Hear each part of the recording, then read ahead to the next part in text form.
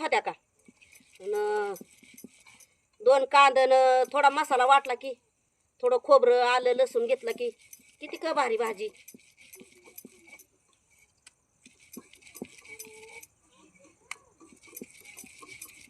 तेव्हा का आता ह्याचा एक जीव झाला सगळ्या मसाल्याचा.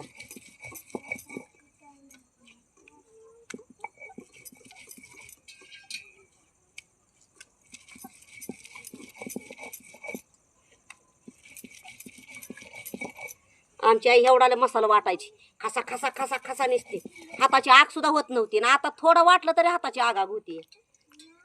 सारखं पाण्यात हात घालावं लागतंय. पहिल्या बाया काय दळण दळायच्या, मसाला वाटायच्या, किती क भारी. लसूण घालून मिरची जर वाटली तर बाजरीची भाकर आणि मिरची किती का भारी लागायची. आता आता ह्यो मसाला वाटून झाला. हे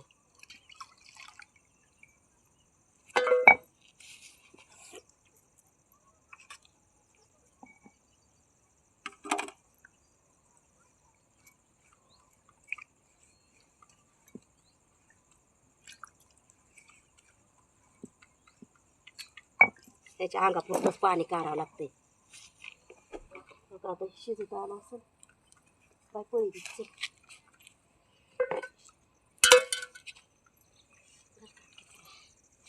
काय पाणी होते आता ह्यात.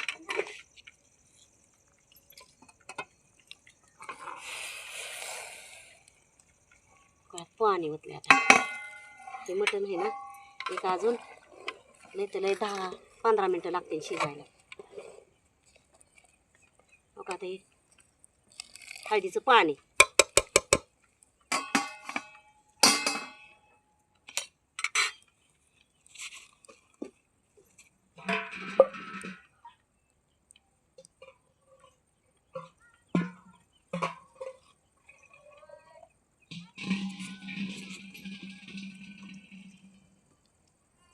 तापलं पाणी, तापलेलं ओतलं की लवकर शिजत.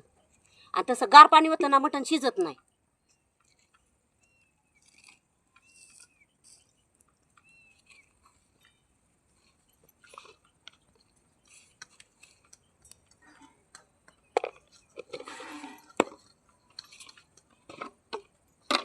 एकदा मीठ आणि हळद टाकले की सगळं चविष्ट. मग सगळं परत परत मीठच नको टाकायला.